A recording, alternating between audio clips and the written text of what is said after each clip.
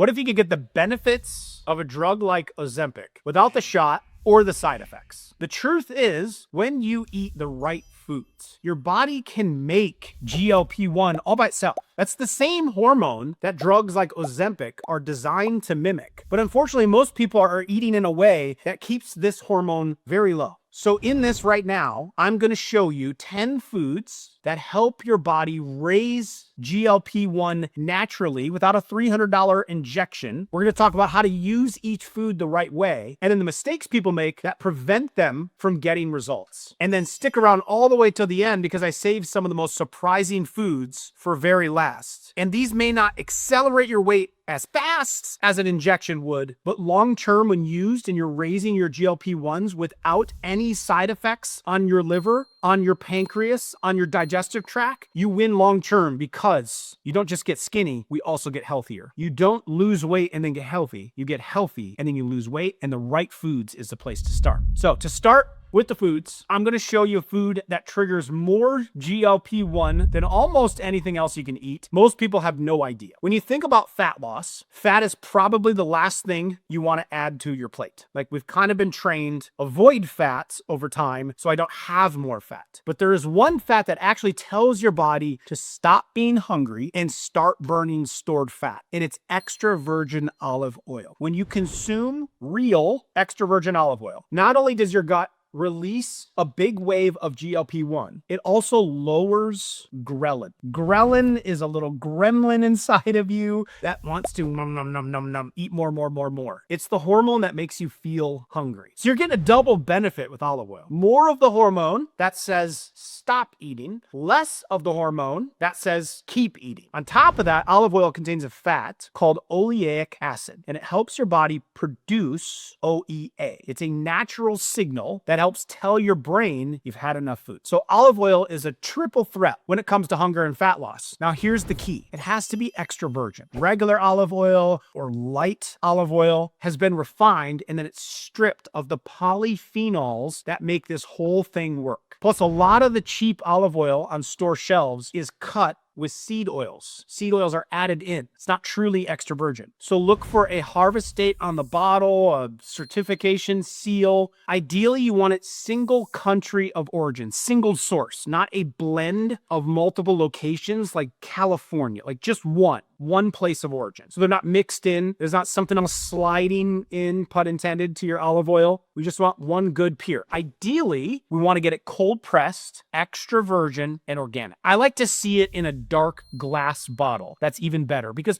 light can start to break down the good stuff, the polyphenols, over time. As for how much, about 1 to 2 tablespoons per day is a solid starting point. The easiest way to use it is to pour it over a salad, drizzle it over the top of vegetables or maybe your morning eggs, or add it to a bowl, some protein or chicken. You can add it into meals pretty easily. You can cook with it too. Don't go too hot with it. Medium heat, light heat if you're going to cook with it, so you don't break down the polyphenols. You can take it straight. It's just not, to me, as much of a natural thing. Like, I don't think, 1,000 years ago, they're just like shooting olive oil. Like, we're drizzling it on food. We're using it in things. But if you have to get it in, you can take it, and it kind of burns a little bit. Regardless of how you eat it, make sure you're replacing other low quality fats with it. Use extra virgin olive oil to replace seed oils, bottled dressings. That's keeping that fat on, clogging up that liver, making you go the opposite of slimming down. Margarine, other low quality fats that you have in the side of your fridge door, this is where olive oil starts to replace it. So you're lessening the bad stuff, increasing the good. Number 2, next, I'm going to show you a spice that triggers GLP-1 at a cellular level, the same way that the pharmaceutical drug would. It's one of the most overlooked foods on the list. I'm talking about turmeric, and the active compound in it is called curcumin. Curcumin directly stimulates the cells in your gut that produce the GLP-1. It's one of the few natural compounds that's been shown to do this in a lab with the same kind of potency that you typically only see with a medication. It also appears to help your body grow more of these GLP-1 producing cells over time, which means the longer you use it, the better your body gets at making GLP-1 on its own. Now, here's the catch most people don't know about. Curcumin on its own has a really terrible time getting absorbed. Your body barely takes it in. But when you pair it with an emulsified form, when you pair it with fats, the absorption jumps dramatically. Now, some people pair it with pepper or piperine. I do not subscribe to that. I do not advise that. Why? The piperine, the black pepper, is just used as an abrasive. It scuffs the inside linings of your digestive tract so you can absorb more. Kind of like scuffing something before you paint it so it soaks in more. I don't need to scuff. There's a way superior way to use it, and that's through using an emulsified version. So you can actually take a very low amount of turmeric. It absorbs 40 times or more better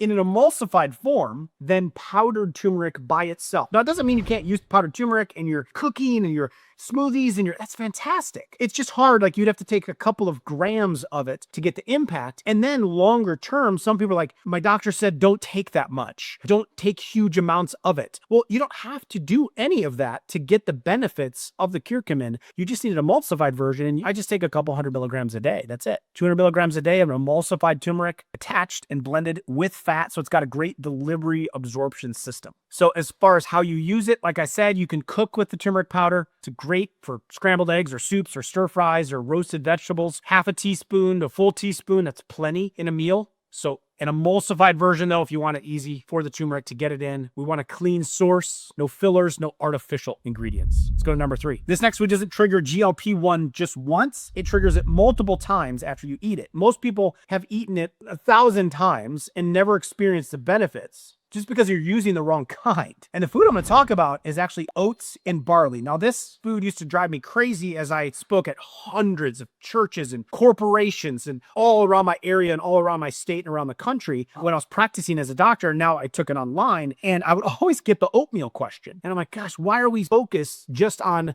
it's got a lot of carbohydrates associated with it, especially if you eat the wrong kind. But if you eat the right kind, it's actually loaded with a lot of fibers. Now, this isn't probably the first food I would start with, because I think most of us need to curb carbohydrates down in order to stimulate proper insulin, sugar, blood sugar management in our body, because we just get way too much. But this is a powerful food because of the fibers that are in the full, real form. Now, before you skip ahead, right, you're just like, okay, I can't eat that because of the carbohydrates, and you're thinking oatmeal, and you're thinking maybe that's kind of boring, hear me out on it, because most people have no idea what the food is actually capable of. Oats and barley contain a type of fiber called beta-glucan. I'm a huge fan of beta-glucan. Beta-glucan mixes with liquid inside of your stomach, and it forms a thick gel. That gel slows your digestion down. And that's the key, because the longer the food sits in your gut, the more GLP-1 your body puts out. Now, here's the part that really caught my attention when it comes to oatmeal and oats and beta-glucan when I first heard it. What you eat for breakfast changes how your body responds to lunch and every meal after that. People who eat oats or barley in the morning show up to their next meal less hungry, even hours later. So this one food helps your hormones work for you really the rest of the day. Now, let me tell you exactly how to use it, because this is where people mess it up. First, instant oats are not the same thing. And that's a lot of what I got asked about when I used to speak a lot. They've been processed down so much that they digest very similar to sugar inside the body. Blood sugar spikes, you crash, you're hungry again in no time, and you get almost none of the slow GLP-1 release. Instead, you want steel cut oats or rolled oats. Steel cut's the best because it's the least processed. Rolled oats still work though. If you can find barley, it's actually even a little bit better, but I usually stick with like a rolled oat or a steel cut. The barley has more beta-glucan per serving, so you get a stronger GLP-1 effect. For quality, this is very important. Go organic and make sure it says non-GMO on the bag or the container. We do not want genetically modified crops that have been sprayed heavily with pesticides or herbicides. We want to make sure that we remove that toxicity so we can get the benefits, and then keep your portion down. A lot of times we just have the portion of the size of our bowl. You ever realize that? Like, as a kid eating cereal, I would just have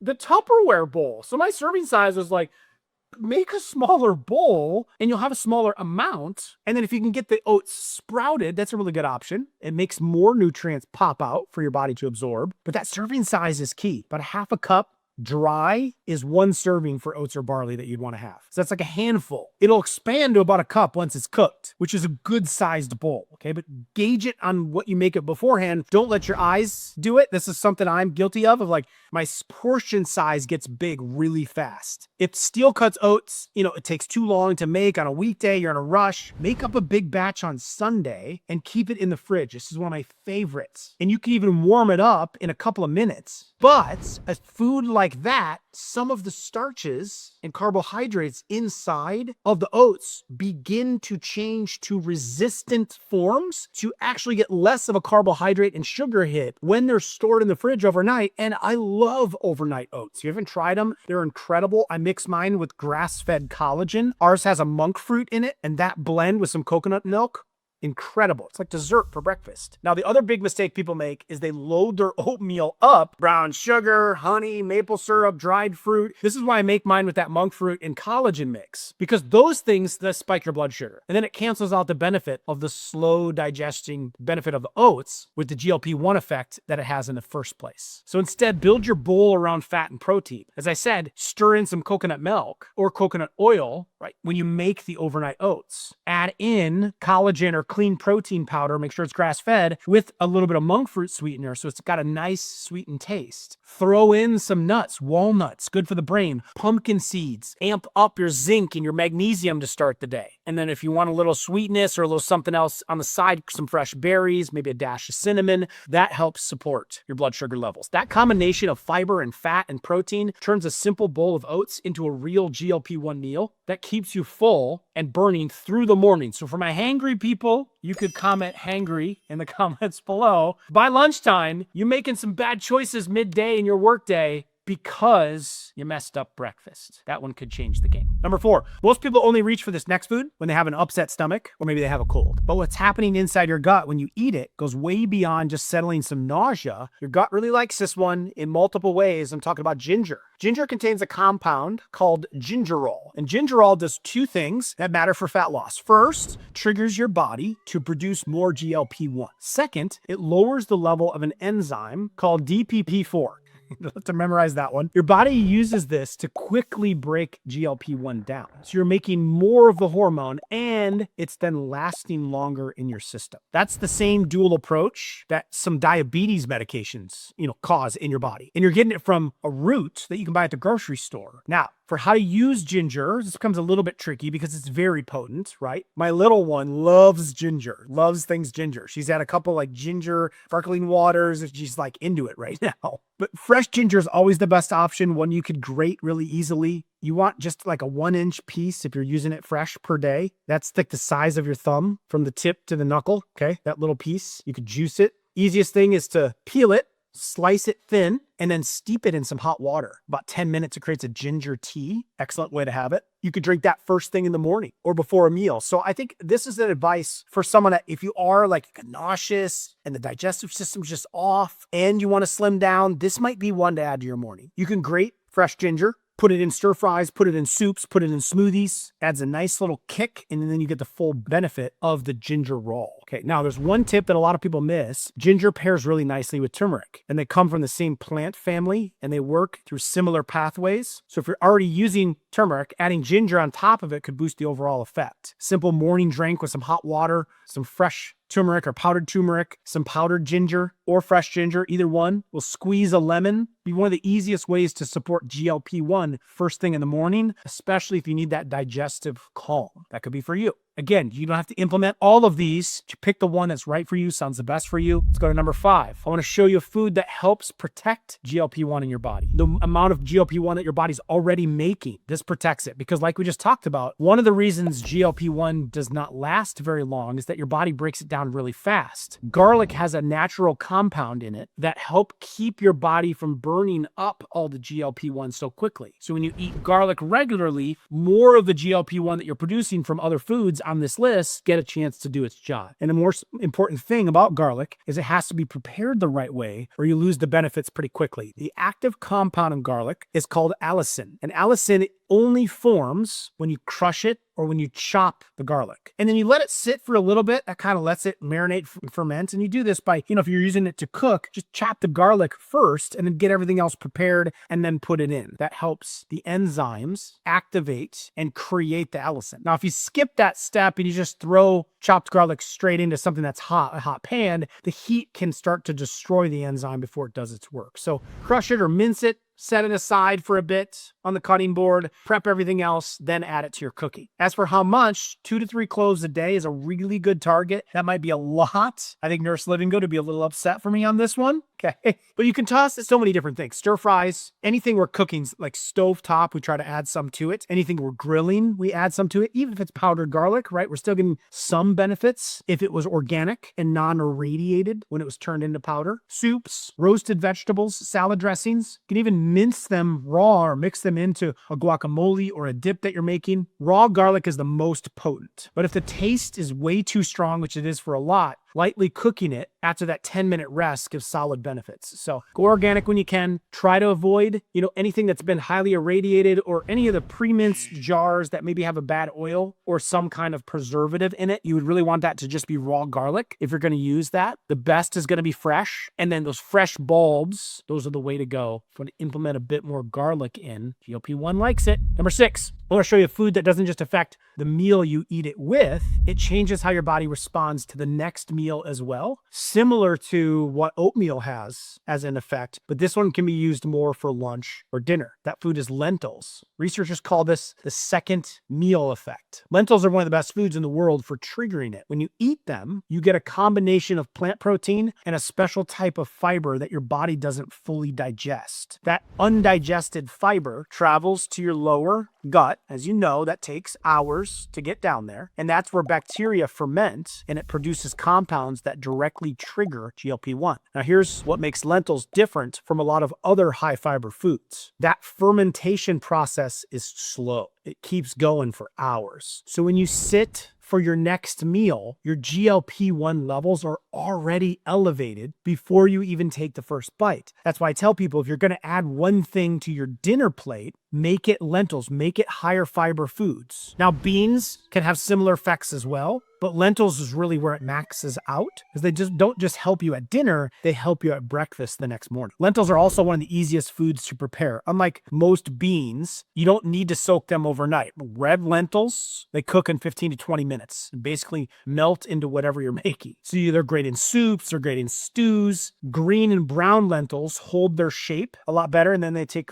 25 to 30 minutes to make. That makes them really good for salads or some kind of bowl as a base of a bowl. A good serving is about a half a cup dry, which cooks up to roughly a cup after you make it. You can make a big pot of lentil soup at the beginning of the week and then eat it, as a side for several days as your meals or as your meal. You could throw in olive oil. You could throw in garlic. You could throw in turmeric. Now we're stacking multiple GLP-1s in one bowl. So for quality, look for organic when you can to avoid pesticides, avoid herbicides, and they're perfectly affordable too. That's what I like about it, even in the organic form. Now, if you're worried about digestive comfort, start with red lentils first. They're way easier on the stomach, and then start to work your way up. Like if you have a lot of lower intestinal bloating, we want to fix that. We need to reintroduce foods that do. This fermentation of these lentils will help it, but ease into it so you don't overbloat or over-disrupt. You can't fix that bloating and that digestive distress too quickly. You want to add them in slowly and work your way up. 7, I want to talk to you about a food, one of the only ones on this entire list that's been tested in a real clinical trial, specifically measuring its effects on GLP-1. Most people think of mushrooms as a pizza topping or something that you throw into stir fry for flavor, but certain types of mushrooms contain a unique fiber that your body responds to in a powerful way. When researchers gave people with blood sugar issues a meal with a specific kind of mushroom, their GLP-1 levels came back 17% higher than when they ate the exact same meal without it. And the GLP-1 benefit kept climbing even 3 hours after the meal, long after you'd expect it to wear off. So what kind of mushrooms should you eat? The mushroom that seem to work the best are oyster mushrooms and shiitake mushrooms. Both are loaded with fiber that feeds your gut bacteria in a way that keeps GLP-1 production going well past the meal. Now, the great thing about mushrooms is how easy they are to work into your meals. Nurse Livingood isn't a huge fan of them, but we started to work them in, and now she can incorporate some of them. Saute a handful of sliced mushrooms with some garlic, use some olive oil, have a little GLP-1 boost in multiple levels. You can do it as a side dish. We regularly do that when we're cooking and grilling foods. You can do soups, scrambled eggs, similar texture, stir fries on top of a salad.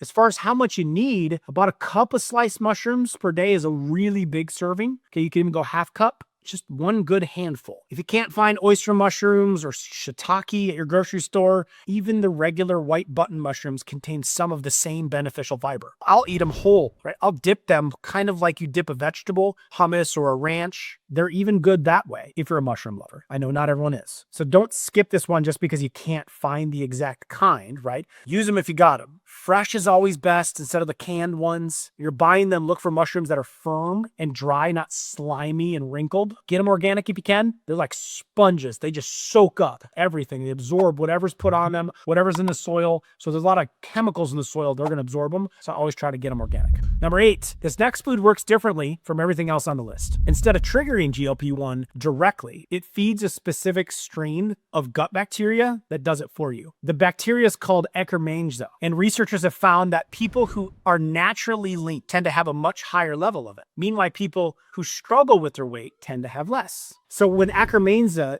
thrives inside of your gut and this bacteria is being produced, it produces a protein that lands directly on your GLP-1 producing cells, and then it tells them to release the hormones. One of the best foods for feeding Akkermansia is asparagus. Asparagus is loaded with a prebiotic fiber called inulin. Inulin is basically the preferred food source for Akkermansia and other beneficial bacteria inside of the gut. And the more that you feed them, the more they grow and the more GLP-1 support that you get over time. Now, this isn't one of those instant result foods. It's more of a long game. It's a side you can add in once or twice each week. There are certainly other foods that contain a lot of inulin as well, but asparagus is one of them as a preferred side. But if you're eating the other foods on this list and then you want to strengthen their impact as a long game to produce more GLP-1 from the inside out and actually fix your own GLP-1 deficiency, this is how you do it. If you want to start working them into your diet, about 6 to 8 spears per serving is a really good target. Roasting them is the easiest way and tastiest option for them. You can also steam them. You could grill them too. You could saute them with some garlic and some olive oil. When buying it at the store, look for fresh ones, not canned. Canned asparagus has been heat treated, and then it loses a lot of that prebiotic fiber that makes it work. As with pretty much all the foods we discussed, organic's ideal when you can find it. Firm, bright green stalks. If the tips are mushy or the stalks are really limp, they're probably past their prime. Your kidneys are going to thank you for this one as well because they love it. Number 9, just like mushrooms, this next one works completely differently from every other food on the list. When I say this one works completely different, it goes after fat loss through an organ that most people never even think about. Every other food we've talked about today works in your gut. Fiber slows digestion. Polyphenols and olive oil hit your gut cells, and then GLP-1 gets released. That's how most of this stuff works. But moringa goes somewhere else entirely. It goes to your liver. Here's why that matters. Right now, your liver is manufacturing brand new glucose and dumping it into your bloodstream. That's the process of gluconeogenesis. It's one of the main reasons people hit a wall with fat loss. They eat less, they exercise more, their frustration goes higher, but their liver just keeps making sugar to compensate. But moringa contains a unique class of compounds called isothiocyanates, and it helps shut that process down. These compounds are so specific to moringa that researchers had to create an entirely new name for them. They're not found at this level in any other food. This is probably why moringa is called the miracle tree. So many nutrients, but this powerful one inside of it. Other foods on the list trigger GLP-1 to form in your gut. Moringa is going upstream and cutting off one of the reasons that your body stores fat in the first place. But it doesn't just stop there. Moringa helps clean up the inflammation and the metabolic damage that can block GLP-1 from working in the first place. So think of it like a clearing and unclogging agent. It's clearing the road before you send the delivery truck to produce more GLP-1. All those GLP-1 foods you're eating work better when the system they run on is in good shape. Moringa helps get it there. Top of that, moringa is one of the most nutrient-dense plants on the planet. 7 times more vitamin C than oranges, 4 times more calcium than milk, 4 times more vitamin A than carrots, 3 times more potassium than bananas, all from the leaves of a single plant. That's why for centuries, traditional healers in Africa and South Asia have called moringa the miracle tree. Now, when it comes to using it, you want organic moringa leaf powder, not an extract. The extracts strip out a lot of the whole food compounds that make moringa work. So you want the actual ground up leaf. As for how much, a teaspoon a day is a good start. 100 milligrams, very nice. You can work all the way up to 1,000. I take about 1,200 milligrams per day. So you can work your way up to that tablespoon level as your body adjusts over time. Now, I'll be honest with you, the taste of it is not great on its own. Kind of earthy, a little bit bitter. So the easiest way to take it is to mix it into a smoothie where the flavor gets covered up by other ingredients. You can mix it into soups or salad dressings or take it in a capsule form. That's how I take it. And then the taste is not a deal breaker. You don't even taste it. So I take about 1,000 milligrams in capsule form, and then I mix a couple others into my coffee and or tea. I take it in the morning to help with morning grinding of the gears, efficiency of burning fat early in the day, or you could take it early afternoon, maybe right when you have that afternoon snack craving, need something sugary, appetite starts to ramp up. So it could be taken at 2 different times of the day or both. It's not a stimulant, so don't expect a caffeine buzz. It's just more clean, steady energy that helps you feel satisfied, less likely to reach for snacks between meals, and your liver and your cells love it. Let's go to number 10. This next one is another one of the unexpected foods that I mentioned at the beginning of this video. And honestly, it might be the most versatile GLP-1 tool on the entire list because it works through 3 different pathways at the same time. I'm talking about matcha green tea. Matcha is a form of green tea, but it's not the same thing as brewing a regular tea bag. With normal green tea, you steep the leaves in hot water and then you throw it out. With matcha, the leaves are ground into a fine powder. So when you drink it, you're consuming the entire leaf. Now that means you're getting roughly 3 times to up to 10 times more of the active compounds that are going to drive the GLP-1 benefits we'll talk about in a moment compared to regular green tea. Now, one of the main compounds is EGCG. You may have heard of this before. Here's why it matters for GLP-1. First, EGCG directly stimulates the cells in your gut to produce GLP-1. Second, EGCG also blocks DPP-4, like we talked about before, the enzyme we talked about earlier that breaks down GLP-1. It blocks that enzyme. So it stays in the system longer. Just like ginger, just like garlic, matcha is both helping your body make GLP-1 and protecting it from being destroyed. But matcha does something else none of the other foods on the list do. It boosts your metabolism through a process called thermogenesis, which is your body's way of burning calories as heat. So if you're getting appetite control from GLP-1, you're keeping that GLP-1 alive longer, and you're also increasing how many calories your body burns while you're doing nothing. That combination makes matcha stand out. Now, for how to use it, about a half a teaspoon to a teaspoon of matcha powder per serving is plenty. Between 1,000 and 2,000 milligrams, 1 to 2 grams. Great spot to be. You can whisk it into hot water, not boiling, just hot, 175 degrees. You want to be specific. Just before it starts boiling, the boiling can take away some of the nutrient benefits. It can damage some of the EGCG and then make the taste a little more bitter than it needs to be. Now, the Livingood family's favorite way is using some of our vanilla collagen, which has that natural sweetener already associated with it, and it serves kind of the creaminess of a creamer or a milk. So we use hot water, that protein powder, the matcha, and then just stir it in together like a latte. You could add in a splash of your favorite milk if you wanted to. That's our favorite way to do it. It's absolutely delicious. Or you can stir it into a smoothie. 1 or 2 cups a day is the target. It does have a little bit of caffeine, not nearly like a coffee. So it's great for morning or a little early afternoon pick-me-up. And it has a little bit more caffeine than regular green tea, but a lot less than coffee. So just don't drink it at nighttime, okay? It also contains an amino acid called L-theanine. L-theanine is known for taking that edge off and then helping you get focused, helping you with energy without the jitters. It's a very powerful focus tool. For quality, this is the one where you really want to pay attention. We want to look for it to be organic. This is way more important, in my opinion, than the grade or the price. We do not want to be toxifying ourselves while we're trying to build health. There's very high quality culinary grades or there's ceremonial grades, but we've got to have them organic because we don't have the sprayed toxicity. Remember, you're grinding up that entire leaf and eating it. So we want to make sure there's not those extra metals, residues, pesticides, herbicides. So I'd want it tested to make sure that's the case and organic. So go with that. Just like the olive oil, avoid additives, added sugars, artificial flavors, other fillers. You don't need any of that with it. Just pure